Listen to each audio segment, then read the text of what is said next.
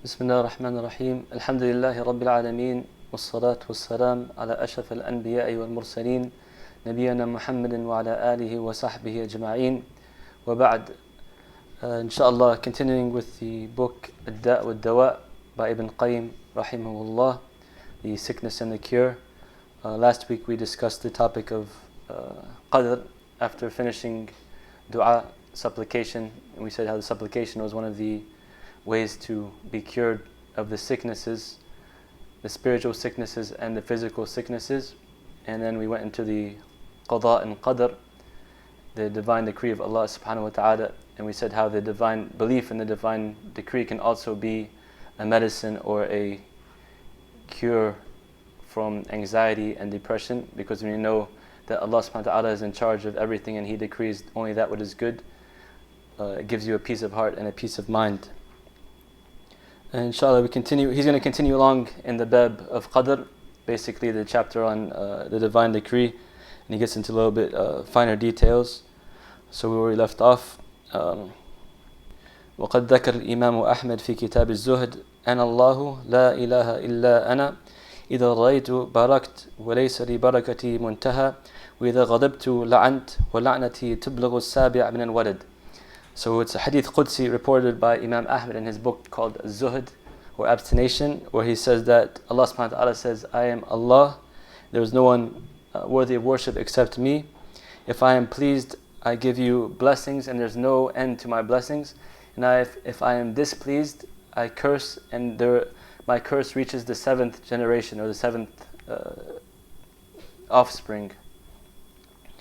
Then he goes on and says, وَقَدْ دَلَ الْعَقْلُ وَالنَّقْلُ وَالْفِطْرَ وَتَجَارَبُ الْأُمَمْ على اختلاف الأجناسهم ومللها ونحلها على أن التقرب إلى رب العالمين وطلب مرضاته والبر والإحسان إلى خلقه من أعظم الأسباب الجالبة لكل خير وأضدادها من أكبر الأسباب الجالبة لكل شر فما استجلبت نعم الله تعالى استدفعت نقمته بمثل طاعته والتقرب إليه والإحسان إلى خلقه.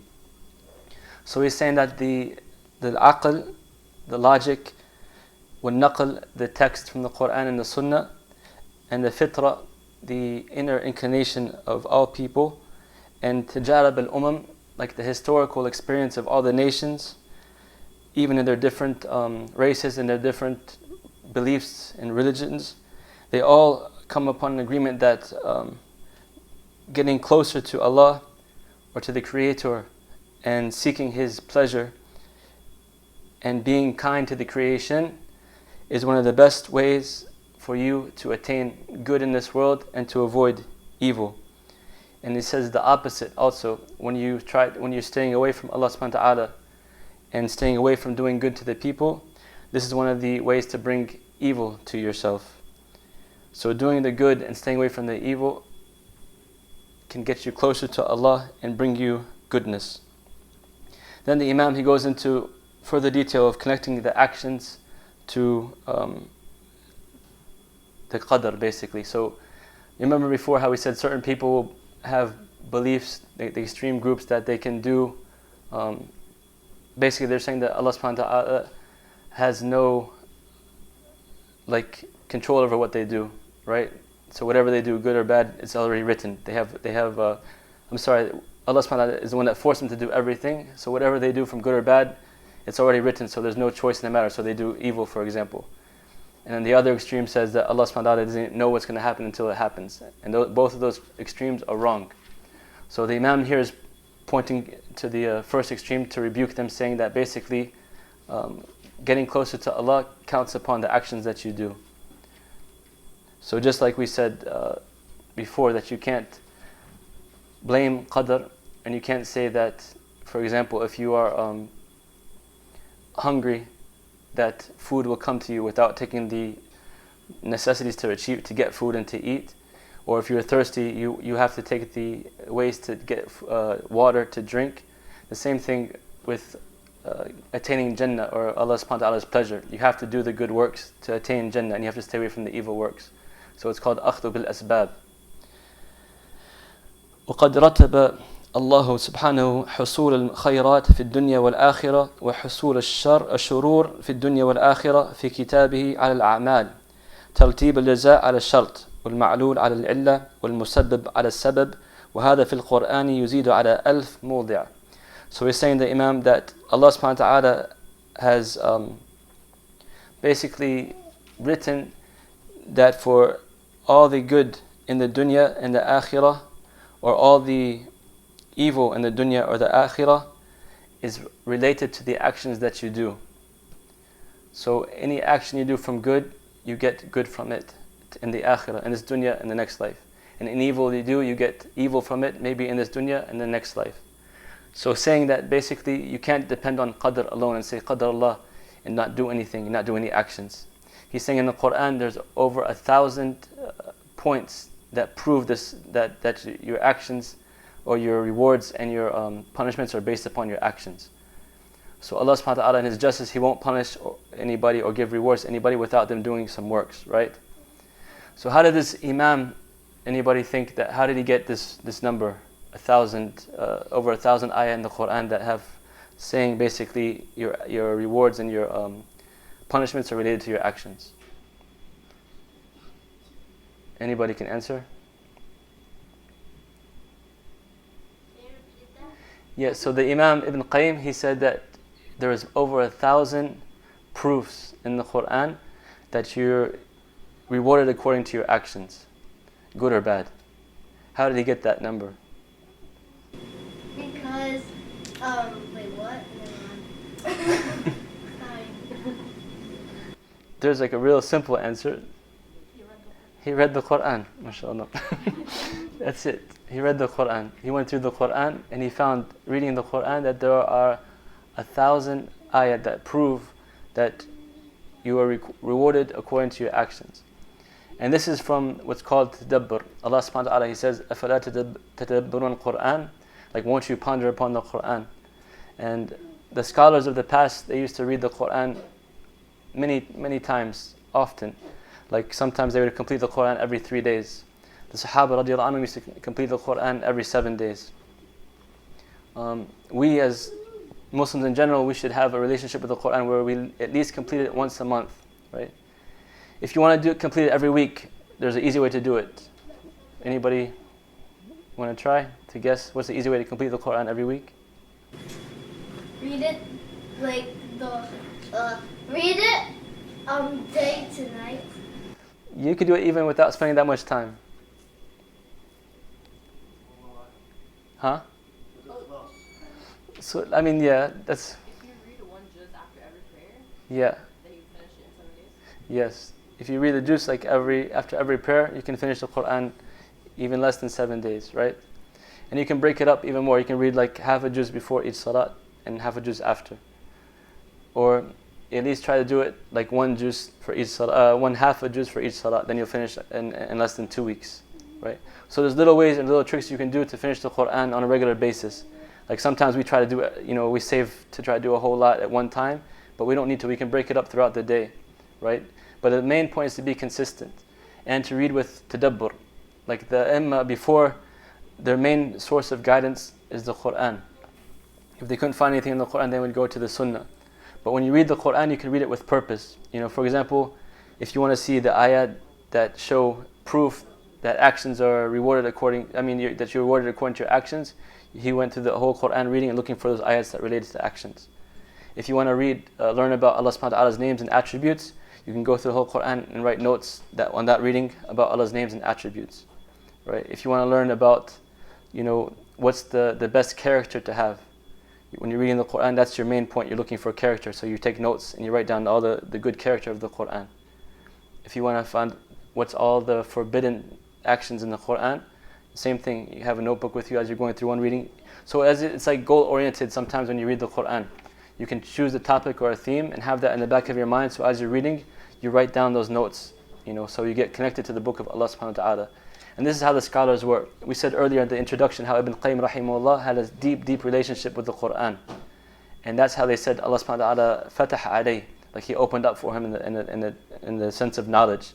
Like he would, this book here is a beautiful book, We talked about, a little bit about love in Islam last week, and he has a whole book about that. Right? We talked about Qadr. He has a whole book about Qadr. Seerah, he wrote Zad al-Ma'ad, which is one of the greatest books of Seerah. He wrote it from his journey going to Mecca, without any other books or library or anything. He wrote one of the best Seerah books in the history of Islam, because he had this close relationship with the Quran, with the Sunnah of the Prophet ﷺ, right? So the more we connect ourselves to the Quran, the Book of Allah, the easier we can come to these type of evidences and conclusions. And he goes on to say, فَتَارَةً يُرَتَّبُ الْحُكْمِ الْخَيْرِ الْكَوْنِ وَالْأَمْرِ الشَّرْعِ عَلَى وَصْفِ الْمُنَاسِبِ لَهُ كَقَوْلِهِ تَعَالَى فَلَمَّا عَتَوْا عَنْ مَا نُهُوا عَنْهُ قُلْنَا لَهُمْ كُونُوا قِرَدَةً خَاسِئِينَ. So he said that sometimes Allah subhanahu wa ta'ala, so in Qadr and Qadr, we didn't explain it too much last time, but there's like al-amru al-kawni and al-amru al-shar'i, or al-qadr al-kawni and al-qadr al-shar'i. The qadr al-kawni is something that's going to happen regardless. It's something that was written and it will happen no matter what. And the iradat al-shar'i, Allah subhanahu wa ta'ala is wanting something for you to do. For example, He said, aqimu salat, right? He wants us all to make salat. However, He has given us the choice and the freedom of will to make salat or not make salat. That's called iradatu al-shar'iyya. Iradat al-kawni, if you do the salat, you get rewards, the recompense. That's the one that's written before. So he goes and he writes, several of the ayat from those 1,000 examples. He wrote a couple of them that basically, when you do such and such action, this happens to you. If it's an action of good, good comes to you. If it's action of evil, evil comes to you. In this case, he said, when they transgressed the bounds and they did what Allah subhanahu wa ta'ala has forbidden, Allah told them to be like of the disgraced apes, basically. وَالسَّارِقُ وَالسَّارِقُ فَاقْطَعُوا أَيْدِيهُمَا جَزَاءً بِمَا كَسَبُوا. So the thieves, the male and the female, they in the Islamic law, they have the certain punishment for what they have done. So the choice, the people have the choice. That's the irada to shar'iyya, to steal or not to steal. But the punishment is part of the iradat al-kawniyya, which is like it has to be done. It's written for them to get punished. And he goes on to different subjects. For example, in tattaqu Allah yaj'al lakum furqana. If you fear Allah, Allah will give you furqan. فَإِن تَابُوا وَأَقَامُوا الصَّلَاةَ وَآتُوا الزَّكَاةَ فَإِخْوَانُكُمْ فِي الدِّينِ. If you rank repentance and establish the prayer and give the charity, they are your brothers in Islam. So he's giving examples of you do this, you'll get this, right? If you don't do that, you'll get this. And it's many, many examples in the Quran for doing good and getting rewarded with the good, or how the nations before us, they were ordered with something and they transgressed and they were punished for it. So all these ayats show how action is part of the deen. Like you can't just say Qadr Allah and not do anything, right? Just like you can't say I'm hungry and not go and eat something and say Qadr Allah, I'm going to get food without having to eat anything. Or you're thirsty and you're going to get drinks without trying to make any effort to get water or a cup or anything like that. Or you're lonely and you don't make any plans to get married, for example. So just like the actions of the dunya, like the aql shows us that we have to take efforts to achieve our goals. The same thing with the sharia, that you have to do actions in order to achieve Jannah. You have to stay away from haram in order to stay away from the hellfire. And he goes on and on, mentions many, many ayat, but inshallah you can go back to the book and review it, but that's the gist of the matter. And then he goes on in summarizing, وَبِالْجُمْلَةِ فالقرآن من أوله إلى آخره صريح في ترتيب الجزاء بالخير والشر والأحكام الكونية والأمرية على الأسباب بل ترتيب أحكام الدنيا والآخرة ومصالحهما ومفاسدهما على الأسباب والأعمال. So to summarize, he's saying that the Quran from the very beginning until the end is clear that the reward and punishment are based upon the actions, and the ahkam of the dunya and akhirah, of their benefit or their punishment, is also based upon action. ومن تفقه في هذه المسألة وتأملها حق التأمل انتفع بها غاية النفع. And whoever ponders upon this principle and thinks about it deeply, he will benefit it from it greatly. ولم يتكل على القدر, and he won't depend upon qadr. جهل منه, out of ignorance. وعجز وتفريط وإضاءة, basically like, using the qadr as an excuse to escape doing the good works. فيكون توكله عجز وتواكلا, like it's a form. In Islam we have tawakkul, which means we depend on Allah subhanahu wa ta'ala. But the Prophet ﷺ, he said, عقلها وتوكل. So you should take the necessary precautions and then have tawakkul, depending on Allah subhanahu wa ta'ala.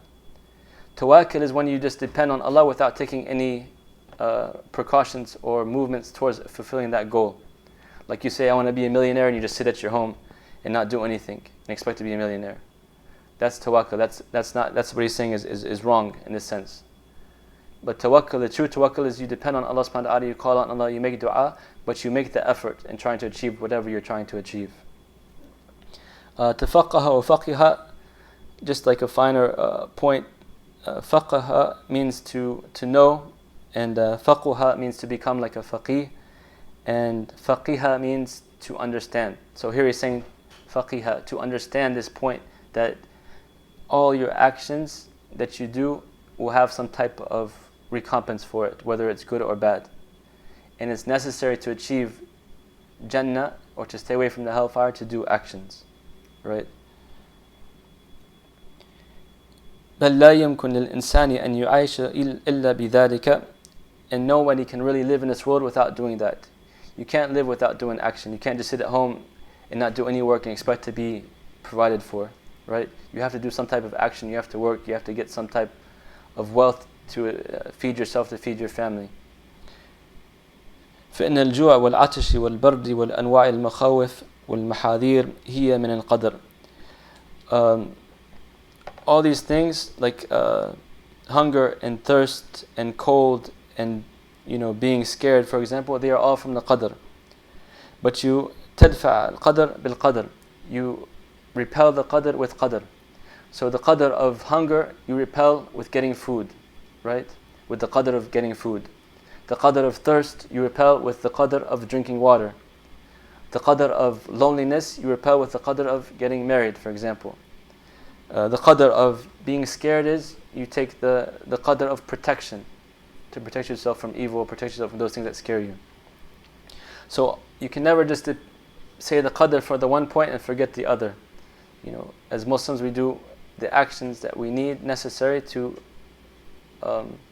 achieve our goals in this dunya or the akhirah. And he's saying everybody, whether they realize it or not, وَالْخَلْقُ كُلُّهُمْ سَاهُنَّ فِي دَفْعِ هَذَا الْقَدْرِ بِالْقَدْرِ. Everybody is in one way or the other fighting qadr with qadr, whether you realize it or not. There's no one that's aql, that's going to sit at home and waste away without ever trying to eat or drink or have any type of social relations, for example, like that. Everybody, whether they realize it or not, they're doing something to stay alive. So that's taking the asbab, and that's doing fighting qadr with qadr.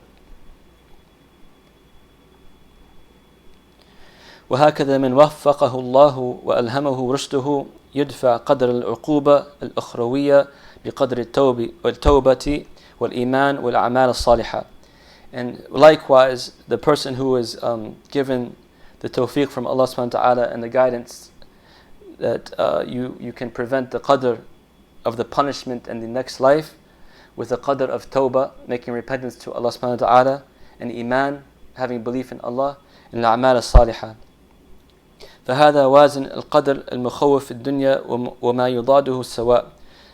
فرب الدارين واحد وحكمته واحدة لا يناقض بعضها بعضا ولا يبطل بعضها بعضا. فهذه المسألة من أشرف المسائل لمن عرف قدره وراعاها حق راعتها والله المستعان. So basically he's saying that the Lord of this life and the next life is one, and his ruling, his hukum is one, right? So his ruling in terms of doing the qadr of what he's established or written on you, and the qadr of you doing the actions to prevent it or to achieve it, they're all from the same Lord, right? So we should all strive to achieve the pleasure of Allah subhanahu wa ta'ala by doing the good actions and staying away from his anger by staying away from that which he is forbidden. Then he's saying that there's 2 points that we should take account of. أحدهما يعرف تفاصيل أسباب الشر والخير وتكون له بصيرة في ذلك بما يشاهده في العالم وما جربه في نفسه وغيره وما سمعه في أخبار الأمم قديما وحديثا. He's saying that a person should know that there are two main points related to this, that he should, to able to escape the evil and to do the good, he should know what the evil and the good are. And that's from basira. Basira is the sight of the heart, basically. Al-basar is the sight of the eyes, and al-basira is the sight of the heart. You can increase your basira, your basically spiritual insight, by three main ways: ilm, yaqeen, and ihsan. So you have to have knowledge of what's right and wrong, what's halal, what's haram, what's khair and what's shar. And you have to have yaqeen. The more yaqeen you have that you know you're going to meet Allah subhanahu wa ta'ala, that this life is temporary, that we're going to have heaven and hell. This raises your basira, because you start seeing with the light of Allah subhanahu wa ta'ala and realizing the temporariness of this dunya. And ihsan, the Prophet ﷺ said, الإحسان أن تعبد الله كأنك تراه فإن لم تكن تراه فإنه يراك. That you should worship Allah subhanahu wa ta'ala as if you see Him, and if you can't do like that, realize that He sees you. Right? So the more you have this feeling that Allah subhanahu wa ta'ala is watching you at all times, the more ihsan you will have and the more basira you have. Like we said in the hadith before, that the person continues to get closer to Allah subhanahu wa ta'ala with the most beloved thing to Allah that he gets close to Him with is the obligatory deeds. And he continues to draw closer to Him, to Allah subhanahu wa ta'ala, with the nawafil, the extra deeds, until Allah subhanahu wa ta'ala becomes the sight with which He sees, and the hearing with which He hears, and the hand with which He strikes, and the foot with which He steps forward with. Meaning that all your actions are done with the light of Allah subhanahu wa ta'ala. You don't look except that which is pleasing to Allah. You don't listen except to that which is pleasing to Allah. You don't stretch your hand forward or you move your foot forward except to something that's pleasing to Allah subhanahu wa ta'ala. This is basira. And this is what the Imam is saying, that when you realize what khairi and shar is, what good and evil are, you start developing this basira. And the more basira you have, the closer you get to Allah subhanahu wa ta'ala. And this is a tawfiq from Allah subhanahu wa ta'ala to have this blessing. The qadr of Allah, like we said before, He, in His qadr, in His decree, from His kindness to us, is He has made also the dua maqdur, right? In His qadr is that we make dua to Him so that we can avoid evil. For example, we said before, if an evil is about to come to you, but you made dua, Allah subhanahu wa ta'ala can prevent that evil from coming to you. This is a mercy from Allah subhanahu wa ta'ala, having the ability to make dua. It's something like, it gives you hope, and it gives you like you have some purpose and meaning in this world, like we're not just robots, right? And the dua, we said before, when you make the dua, Allah subhanahu wa ta'ala will either give it to you or give you something better, or keep something evil away from you, or save something for you in the next life. And another point, I don't know if I mentioned, you just get ajr in general for making dua. It's an ibadah, it's a form of worship. So no matter what, when you make dua, you're getting some type of blessings. And this is from Allah subhanahu wa ta'ala's qadr. Allah subhanahu wa ta'ala, He's made some things that He's given to us without even us making dua, from His qadr. And that's, for example, our creation. We're created by Allah subhanahu wa ta'ala, right? We didn't ask to be created, but that's from His gift to us. He gave us life, our vision, our hearing, our ability to talk or to walk. All these are gifts that Allah subhanahu wa ta'ala gave us without even making dua. It's from His qadr as well. But also from His qadr is to make dua so we can attain other gifts and stay away from evil, right? And so we can attain Jannah and stay away from the hellfire. So all these asbab of dua and doing good and staying away from evil is from Allah subhanahu wa ta'ala's hikmah and wisdom that He gave to us to fight qadr with qadr. The famous story of Umar radiallahu anhu, when he was the Khalifa, and he was going to Sham, the Levant area with the Syria and Lebanon and Jordan, that area, for example. He was going there to meet with his generals. And at the time, the plague had struck that area, so he was wondering if he should go in. and he called for all the memorizers of the Quran, the ulama of the Sahaba, to come. He had like a small kind of group to ask their opinion. What should we do? Should we go in to the city or not? And after asking those small group, his Uli al-Amr, the Huffaz al-Quran, he called the Quraysh and asked their opinion. Then he called the Ansar, right? And then he called all these different groups asking their opinion. He was the Khalifa of the Muslims and the second best man in the Ummah after Abu Bakr radiallahu anhu, and the second most knowledgeable after Abu Bakr. Yet, look at how careful he was before making a decision, before giving a fatwa. He went and asked all the Sahaba. So he decided at the end that he should not enter this town that had the plague that was starting to come there. And Abu Ubaidah ibn Jarrah radiallahu anhu, he was also from the 10 guaranteed paradise. He said to Umar radiallahu anhu, are you running away from the Qadr of Allah? Right? And Umar radiallahu anhu, he said, yeah, Abu Ubaidah, if it wasn't you, I would be very upset. Like I would do something to you. Umar radiallahu anhu. But it was Abu Ubaidah who was, they said, the third best companion after Abu Bakr and Umar. And he was probably going to be the Khalifa if he didn't pass away after Umar radiallahu anhu. So anyways, Umar said to him, نُفِرُّ مِنْ قَدْرِ اللَّهِ إِلَى قَدْرِ اللَّهِ. We run away from the Qadr of Allah to the Qadr of Allah. Meaning that we take the reason or the path to escape the sickness that's in this town by moving to another town, and that's by the Qadr of Allah as well, right? And Abdurrahman ibn Auf radiallahu anhu, he told the Prophet, he told Umar radiallahu anhu that the Prophet sallallahu alaihi wasallam said that if there is a sickness or a plague in a town, that you should not enter it, and if you're in that town, you should not leave it. So Umar was very happy that his decision that he made was actually in accordance with the Sunnah of the Prophet sallallahu alaihi wasallam. But the point here was basically the Qadr of Allah subhanahu wa ta'ala, that you fight Qadr with Qadr. So he took the Qadr of, there's like a sickness there, and to avoid that sickness, he took the Qadr of going back to the Medina. As time passed, he heard that the plague was spreading, and he heard it was going to the town that Abu Ubaidah ibn Jarrah was in. And he said, he sent a message to Abu Ubaidah saying that your counsel is needed in Medina immediately. As soon as you get this letter, don't even take the time to pack, just get on the horse and come to Medina.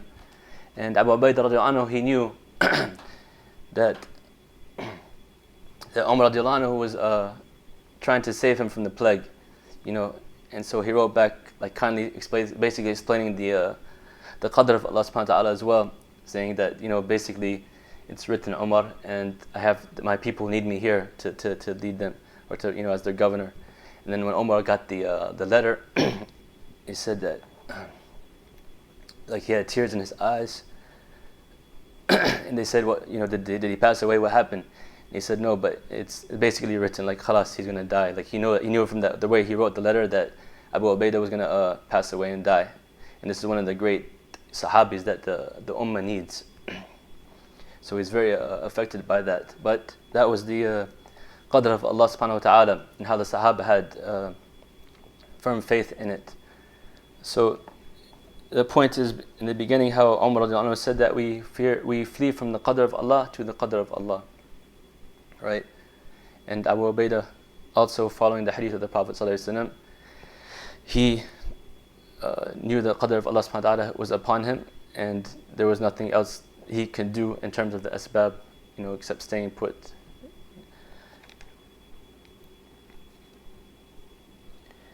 And the Imam continues, وَمَنْ أَنْفَعَ مَا فِي ذَلِكَ تَدَبَّرُ الْقُرْآنِ فَإِنَّهُ كَفِيرٌ بِذَلِكَ عَلَى أَكْمَلِ الْوُجُوهِ وَفِيهِ أَسْبَابُ الْخَيْرِ وَالشَّرِّ جَمِيعًا مُفَصَّلَةً مُبَيَّنَةً. He's saying, so the best way to know what is good or what is evil is to ponder upon the Qur'an. For in it is a sufficient amount of everything that you need, that shows you everything that is good and everything that is evil. مُفَصَّلَةً مُبَيَّنَةً. ثُمَّ السُنَّةِ, the Sunnah of the Prophet ﷺ. So after making tadabbur of the Qur'an to learn what is good and what is bad, what is good and what is evil, he said the other way is to ponder upon the Sunnah of the Prophet ﷺ. The Sunnah in Arabic language means like the path or the way, and in the Islamic interpretation there's several definitions. So if it's from the scholars of the Hadith, they said السنة هي كل ما أثر عن النبي صلى الله عليه وسلم من قول أو فعل أو تقرير أو سيرة أو صفة خلقية أو خلقية. So and the muhaddithin, the people of hadith, the sunnah to them is that everything that was reported upon the Prophet ﷺ, from his sayings, from his actions, from his implicit approvals or disapprovals, for example, or his history, or his characteristics, khalqiyan or khuluqiyan. So his physical characteristics or his moral characteristics. This is the muhaddithin. And the people of usul al-fiqh, the sunnah is the second part of legislation after the Quran. So in usul al-fiqh you have the Quran, the sunnah, and then ijma' al-ummah. Sorry, there's like a bug that keeps bugging me. Sorry. So the sunnah is, according to the usuliyin, is the second pillar after the Quran. So Quran wa sunnah wa ijma', and then some say qiyas. According to the fuqaha, the sunnah is basically that which is less than the fard. So like mustahab, you have wajib or fard, then you have mustahab, which they call sunnah, then mubah, which is either way, makruh, disliked, and muharram, forbidden. So in the usuliyin, the sunnah to them is the second part, the one that's mustahab, like not obligatory but something recommended. And you find other different definitions, but that's the main thing. So here the sunnah of the Prophet ﷺ that he's talking about is like closer to the muhaddithin, basically all the ways and all the actions of the Prophet ﷺ, his sayings, his characteristics, his history, the seerah, his physical characteristics, and his moral characteristics. Obviously the physical characteristics we can't really imitate as much. And some scholars like Ibn Umar used to even try to see if they can do something that's physically like the Prophet ﷺ. But in Islam we're just obligated to do that which is he says to do, or stay away from what he said to stay away from. Allah subhanahu wa ta'ala says, مَا أَتَاكُمْ رَسُولُ فَخُذُوهُ وَمَا نَهَاكُمْ عَنْهُ فَانْتَهُوا. That which the Prophet ﷺ has told you to do, you should do it, and that which he has told you to stay away from, you should stay away from it. إِن كُنْتُمْ تُحِبُّونَ اللَّهَ فَاتَّبِعُونِي يُحْبِبُكُمُ اللَّهُ وَيَغْفِرْ لَكُمْ ذُنُوبُكُم. If you truly love Allah, then follow me, the Prophet ﷺ, according to the Quran, and Allah will love you. So gaining the love of Allah is built upon following the sunnah of the Prophet ﷺ. And Allah in the Quran commands us to follow the sunnah of the Prophet ﷺ. So in these two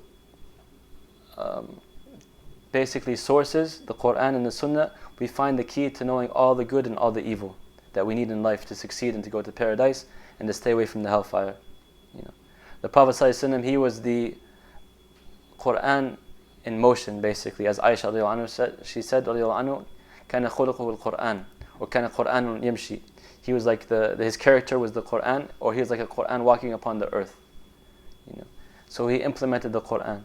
All the good characteristics of the Quran were in the Prophet ﷺ. So with these two sources, when we ponder upon the Quran, we ponder upon the Sunnah of the Prophet ﷺ, we know how to live. For simple things, how to eat, how to drink, how to make the salat, how to give the zakat, how to live with your wife, how to have relationships with other people, how to do business. Everything we need for the affairs of our religion are in the Quran and the Sunnah. So he's saying that the best way to learn what is good and what is evil, and basically the only way, is to have ponderance of the Quran and the Sunnah. And he calls the Sunnah شقيقة القرآن وهي الوحي الثانية. He said it's like the sister of the Quran and the second revelation. So the revelation of Allah subhanahu wa ta'ala is the Quran. And the Quran is the literal word of Allah subhanahu wa ta'ala and the meaning. Right? The Sunnah is a revelation inspired by Allah subhanahu wa ta'ala, but with the words of the Prophet sallallahu alaihi wasallam and the actions of the Prophet. But it's also wahy. As Allah Azza wa Jalla said, مَا يَنْتَقُ عَنِ الْهَوَىٰ إِنْ هُوَ إِلَّا وَحْيٌ يُوحَىٰ. The Prophet sallallahu alaihi wasallam does not speak out of his own desires. Verily, it's only revelation that was revealed to him.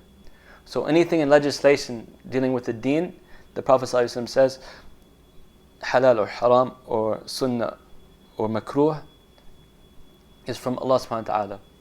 Right? In the affairs of the dunya, the Prophet ﷺ said, إِنَّكُمْ أَعْنُوا بِدُنْيَاكُمْ, that you know better about your worldly affairs. Right?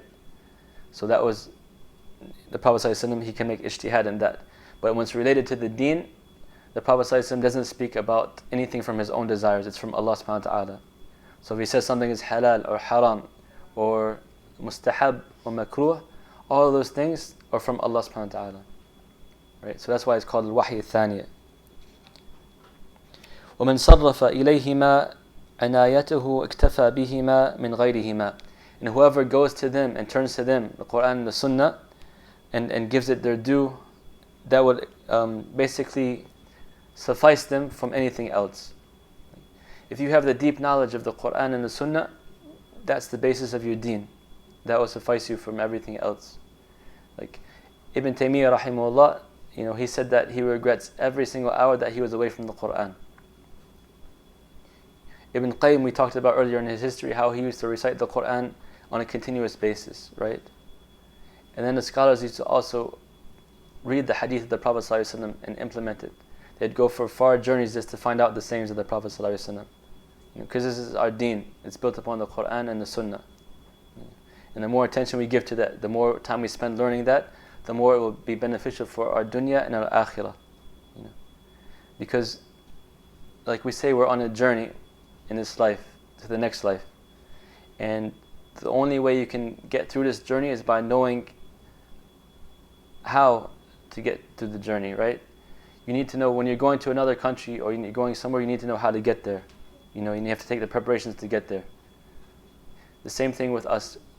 Our destination, inshallah, is Jannah, right? And our path, we need to know how our path to get to Jannah. How do we get on that path? What is that path? There's no way to know except through the Quran and the Sunnah. That's why Allah subhanahu wa ta'ala, He sent down revelation for us as a gift and benefit for us to know how to get to Him. Right?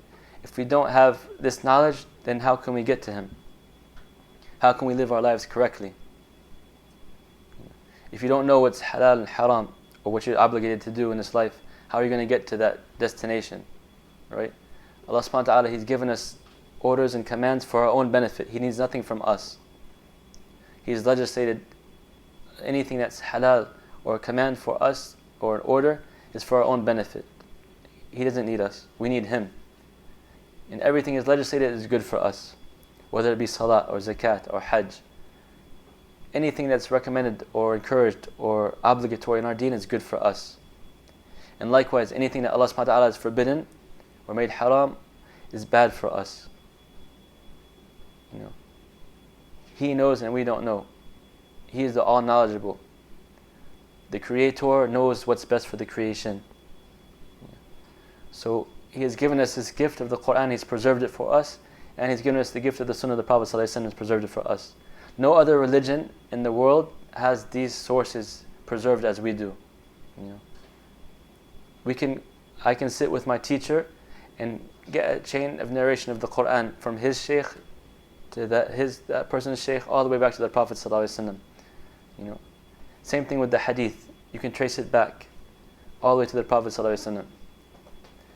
We have this gift in our ummah, in our nation of the sanad, the chain of narration. So everything is preserved from the Quran and the Sunnah. And we can trace it back. No other religion has that. Like in the Christianity, for example, the earliest manuscript they have, I believe, is like 70 years after the time of Christ. So like their major book that they believe in won't even be considered, it won't even be a level of like a weak hadith almost in our standards and our criteria. For us, to say that this is the hadith of the Prophet ﷺ, we have very stringent requirements. The chain of narration has to go all the way back to the Prophet ﷺ. Every person in that narration has to be known, has to be just, has to be a memorizer. Many of the scholars of the hadith, they've memorized thousands and thousands of hadith above the Quran. So this is how Allah subhanahu wa ta'ala, He preserved our religion for us and He made it easy for us. We have our sources. We know how to get to Allah subhanahu wa ta'ala if we just go back to those sources and follow them. If we just go back to the Quran and ponder it. If we go back to the Sunnah of the Prophet ﷺ and understand it, try to implement it in our lives. It's not just for like textbooks just to read for leisure. It's a way to live life. The Quran has life in it for us. And the more you sit down with the words of Allah and ponder it and get closer to it, the more closer you get to Allah. Like the Prophet ﷺ said, the best way to get closer to Allah is with His words. Also the Sunnah of the Prophet ﷺ.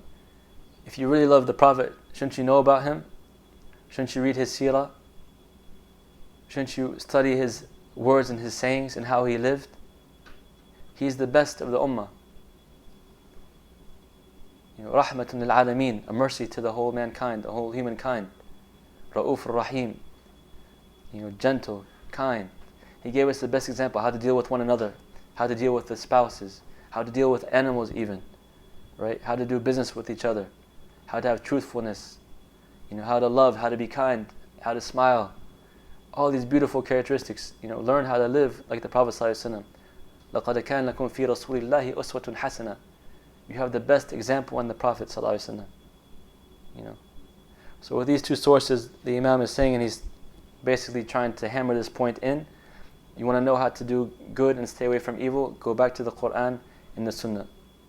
Right? Ponder the Quran. Make a daily relationship with Allah subhanahu wa ta'ala through His book.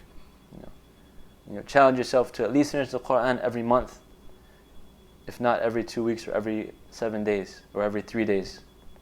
And for those that came late, we said like an easy way to do it is if you read half a chapter before the salat and half a chapter after salat, 10 pages each time. That's about 20 pages. You finish the Quran in 6 to 7 days. If that's too much, cut that in half. 5 pages before, 5 pages after. If that's too much, just do 5 pages after each salat. Something, just do it like on a regular basis, inshallah, so you have a relationship with the Quran. And we said to read the Quran and ponder upon it and understand it. And sometimes when you have to look for something, for example, we said pick a subject and go through the Quran and record all the notes about that subject. So say you want to know about Allah's names and attributes. On this reading of the Quran you're going through, you're going to have a notebook and write down all of Allah's names and attributes. You want to learn the good characteristics of the believers. That's your theme this time. When you read the second reading of the Quran, you go through and write down notes, all the good characters of the believers. Just have something with you that you can like make a relationship with the Quran. And inshallah we'll stop here for questions, if anybody has any questions. And yes. Like kids, like teenagers now, like what can you tell them? Like you said earlier, like 5 pages, 10 pages. I think that's for adults, kind of reasonable. But what would you tell them? Like how many pages? Give them something. What is a reason? So they don't feel overwhelmed, and to slowly start building that relationship with Quran. Yeah, so another way to do it besides like the page numbers is to have like a time set. For example, we can start with something simple like half an hour a day. Like half an hour in the morning or half an hour every evening. And then slowly build upon it, maybe increase it to like 45 minutes or hour, half an hour morning, half an hour in the evening. Just something that you want to be, like the Prophet ﷺ said, أَحَبُّ الْأَعْمَالُ إِلَى اللَّهِ أَدْوَمُهَا وَإِنْ قَلَّ. That the most beloved deeds to Allah subhanahu wa ta'ala are the ones that are continuous, even if they are small. So the more continuous you are, the easier it becomes. And this is with everything. Like you find if you set a fixed time, you're going to accomplish a lot. Even if it's just 10 minutes a day in reading a book, after a month you see how much you will accomplish, right? Consistency leads to achieving your goals. As opposed to some people that get like very hyped up and emotional that they try to read 3 hours at one day and then they don't read again for months, for example. They won't get that far. But if you're consistent every day, like for example, some people they like to read the seerah before they sleep every night. So maybe they can dream about the Prophet ﷺ or the hadith book. So every night before you sleep, you make your adhkar of nasa and you lay down and you read like with a small light, read like instead of being on Facebook or Snapchat or something like that, put all that stuff away, get a nice book of seerah and read some pages about the Prophet ﷺ. Maybe with this, more that you read the seerah, you get this love of the Prophet ﷺ, and he might come to you in the dream, which is a great glad tiding, or read a hadith collection, or Quran. So anything, just something that's that you can do regularly. So you can make a schedule, have some time for the Quran and some time for the Sunnah. A little bit in the morning, start your day off with the Quran. Before you go to work, before you go to school, I have to read 10-20 minutes of the Quran. Start my day like that. After my adhkar in the morning, remembering Allah, I read some of the Quran. When I get back from school, I get back from work, I want to just do my salat, pray and read a little bit of the Quran. It's a break for us too. It like takes you away from all the hustle and bustle and distractions and evil in this world. It kind of just gives you like a little peace of heart. Just even if if you're feeling bad, turn to that. Go make wudu, offer salat, or read the Quran, read some seerah of the Prophet ﷺ. Just that brief time gives you like a recharging your battery. You can read it in English too. Like if a person doesn't know, they can read it whatever language they know it. The translation of the meaning. It's fine, inshallah. But as Muslims, it's always good to learn the original language of the Prophet ﷺ, the original language of the Quran, which is Arabic. So if you don't know it, put that in your schedule too, to start learning like a little bit every day. Especially, is that for you or for somebody else? Somebody else. Do you know Arabic? I know Moroccan. Moroccan is Arabic. Oh, okay. So yes, I know. Can you read and write it a little bit? No. Okay, so that's your mission now. You can start, inshallah. Learning to read and write Arabic, understand the Arabic, understand the words of Allah subhanahu wa ta'ala. It's like a whole new flavor, sometimes than the English language. Like any other language, for example, it's kind of like an appetizer. It gives you like a little gist of what's going on. But when you get deep into the language, the actual Arabic, and you read the Quran and the Sunnah and the books of the scholars in that language, it's like a whole new world, And it's very deep, like the meanings and the finer details from the Quran and the Sunnah in the Arabic language. So I would encourage everybody to make that a part of your, goals, inshallah. All right. Gonna start asking questions now. So what cures for the sicknesses that we've talked about so far? Anybody remember them? Or some of them, or all of them? Yeah, well, so the book is that with the what, right? The sickness and the cure. So we've talked about a couple of them so far. The sicknesses and the cure for them. So just to review real quick, to kind of give you guys a pop quiz to see if you're following along. From the same page, but is it like ilm, yaqeen, ihsan? No, that's ways to get the basira we talked about. But the first, remember we said okay, so the Imam started the book asking the question to Ibn Qayyim rahimahullah, complaining about being in a sin and not being able to get away from that sin. Like he keeps falling back and falling back. So he says, like, please help me, I'm trying to escape the sin. I want to know how to stop sinning, to stop doing this sin. Please give me some advice. And so the Imam, he starts the book saying that for every sickness, there's a cure, right? And he starts going to some of the sicknesses and some of the cures. So the first one, or you can say whichever one, inshallah, if you remember any of them. I'll give you the sickness is ignorance. What was the cure for that? Knowledge. Asking questions, seeking knowledge, learning, right? I'm good at that. MashaAllah, yes you are. I'm good at asking questions. You are, that's a very good quality, mashallah. That's how you learn, by asking. And then there was another cure, we said, the book of Allah subhanahu wa ta'ala, the Quran. That's a cure for physical ailments. Like we said, the Sahaba, when they went to that village and that man was stung by a scorpion, and they read al-Fatiha on him and he was healed, right? So it's a physical cure, and it's a spiritual cure for the hearts, the Quran, the words of Allah subhanahu wa ta'ala. And then he went into, yes? Dua. Calling on Allah subhanahu wa ta'ala. That's one of the best cures as well, to make dua, to lift your sickness from you if you have sickness, or to prevent sickness from coming to you. And then we talked about Qadr, the divine decree. Believing in the divine decree, the Qadr of Allah subhanahu wa ta'ala, is a way to give your heart peace and not be anxious of what's to come or regretful of what has passed, right?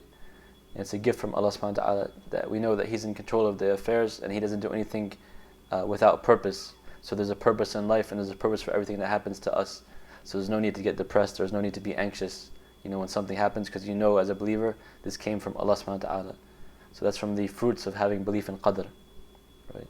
And now we're continuing on with the Qadr, talking about doing the actions.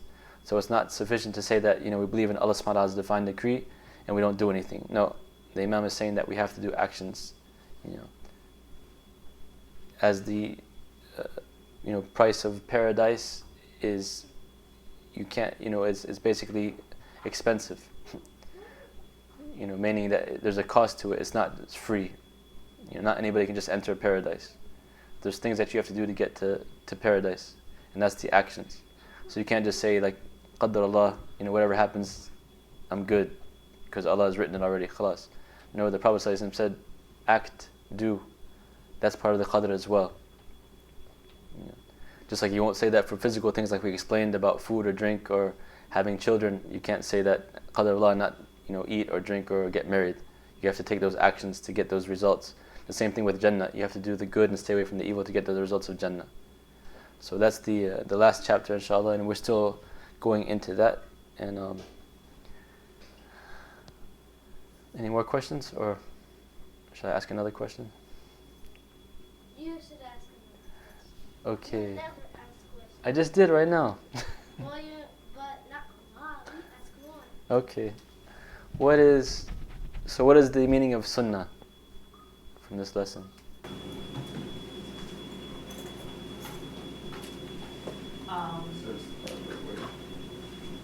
Huh?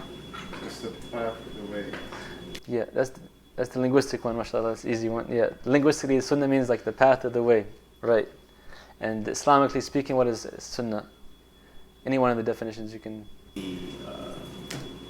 Everything about the Prophet, basically the actions, the words, the way of the Prophet, something like that. Yeah, so in general, everything about the Prophet ﷺ, that's the most complete definition. So everything the Prophet ﷺ said or did or approved of, or his characteristics in terms of morals, And then the other scholars, the hadith, they add his physical characteristics as well and his seerah. But for legislative purposes, it's those things that we can do, that we can follow. So what he says, what he forbids, what he approves of, what he's silent about. Like if he sees something in front of him and he's silent and doesn't forbid it, that means it's okay, right? Because it's لا يجوز تأخير البيان في وقت الحاجة. It's not permissible to delay explaining something in the time of necessity. So if the Prophet ﷺ sees an evil, he will say that this is wrong, right? And likewise, if he sees a good, he will say this is good. So if he doesn't say anything, then we assume it's good. If he doesn't say you can't do this or shouldn't do this, then we assume that it's good. That's called his tacit approval. That's also from the Sunnah. And then his characteristics in terms of his morals. For example, how he would start with the right side when he wore his shoe or combed his hair. How he was gentle with the people. How he smiled. How he was not excessive in laughing. How he was, kind to the poor. How he was kind to his family, his wife. How he helped his wives. All these are the sunnahs that we should learn, inshallah, the Prophet ﷺ. If there's no precedent for an issue that there's nothing the Prophet did about it, what do you refer to that? So there's no texts. Or there's nothing that that was done, I guess. If that makes sense. There's nothing to defer to. If you haven't you just want to think about something, but there's no instances of it happening in the Prophet's time or anything like that. What do you defer to them? So that the scholars turn to what's called qiyas. So she's asking if something happened in modern times that there's no precedent for it in the Quran or the Sunnah. What should we do? So the scholars, they go and they try to extrapolate from the Quran and Sunnah that which can be applied to that issue. For example, cocaine wasn't prevalent at the time of the Prophet ﷺ, right?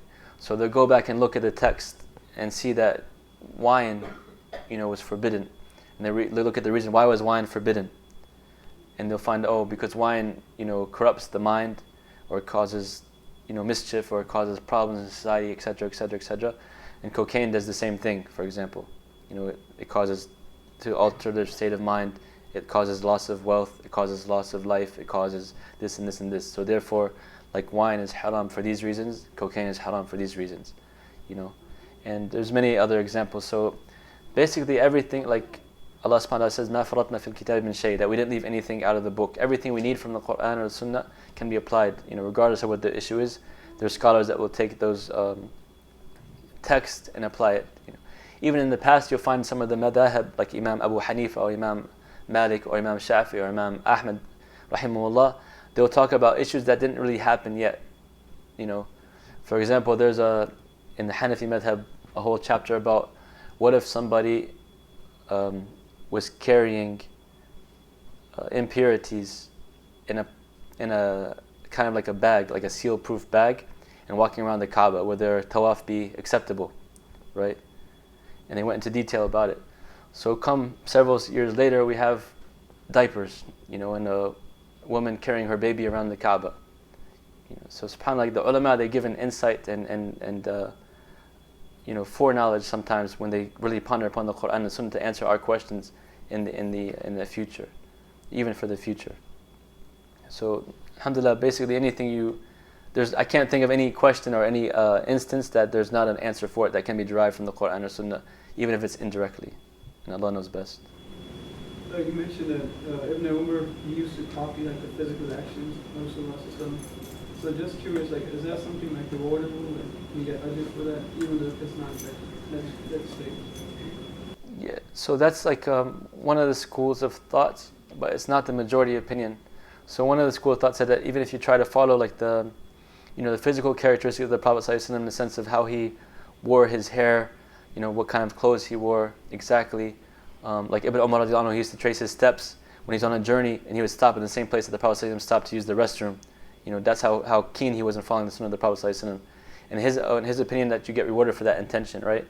But the majority of scholars say, like Ibn Abbas's opinions, basically, and those that follow that methodology, is that no, it's only in things that are related to the religions that you can do or not do, because you can't really. Some people won't have long hair to braid it like the Prophet ﷺ, or they can't, they don't know the exact spots the Prophet ﷺ stayed in, for example.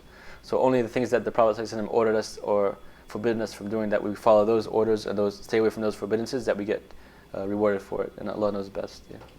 Can you repeat that? Which part? The part you just said. So the summary version is to follow the Sunnah of the Prophet ﷺ and those things that He's ordered us to do or ordered us to stay away from.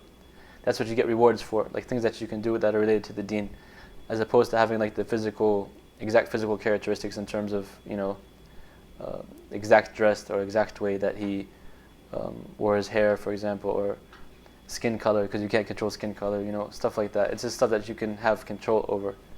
So, following the Prophet ﷺ, for example, in the dress, we don't know exactly, we can't say, we don't have to wear the exact same dress the Prophet ﷺ wear, but we know that we should cover our awrah, or we should dress modestly, right? Is that clear, or? Alhamdulillah.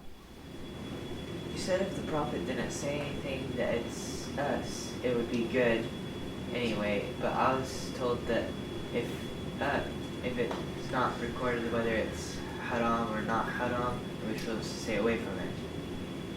No, okay, so an important principle in Islam is basically that in the ibadat, the worship of Allah subhanahu wa ta'ala, everything is mawquf or muharram, except if a nas or a text comes to explain that's okay. So in worshipping Allah subhanahu wa ta'ala, everything is haram unless there's a clear proof from the Quran or Sunnah that you can do it, right? This is stuff that's directly related to worshipping Allah, like the salat, the zakat, the hajj, all these type of things. There has to be a clear text from the Quran or Sunnah that says you should do this, or else it's haram, right? In the adat, the affairs of the dunya, everything is halal until there's a text that comes and says it's haram, right? It's called al-ibaha al-asliya, so the original permissible nature of everything.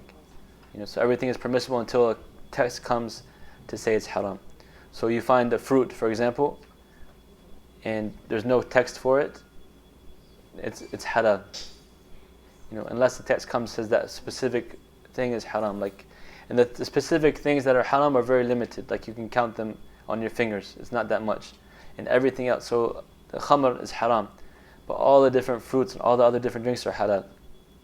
Right? Eating the swine is haram, but look at all the other things that are halal that we can eat. So in worship, everything is you stop until you have a text showing you how to worship. And in the dunya, everything is halal until you have a text saying that's haram.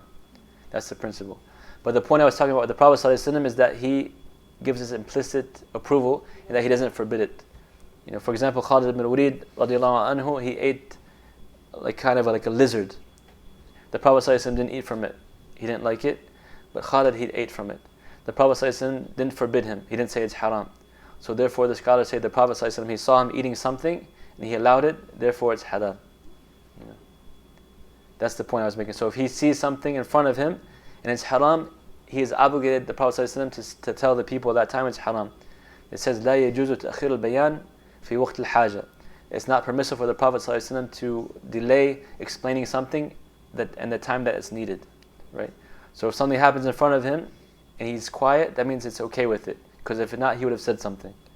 So that's a very important principle that we have in Islam. Anything else? Okay, so this chapter that we're going through now it's kind of a deep chapter. It's a little bit hard, but inshallah, bear with us, and inshallah it'll get a little bit easier, and it gets into more the actual sins and how to cure it, inshallah, eventually. But it'll take a little time to get there. Inshallah, be patient and study. And if you have any questions, feel free to ask me anytime. سبحانك الله وبحمدك أشهد أن لا إله إلا أنت أستغفرك وأتوب إليك. جزاكم الله خيرا for coming out. May Allah increase us all in knowledge and benefit us with that which He has taught us, and help us inshallah to teach ourselves and our families beneficial knowledge and act upon it. جزاكم الله خير. Assalamu alaikum wa rahmatullah.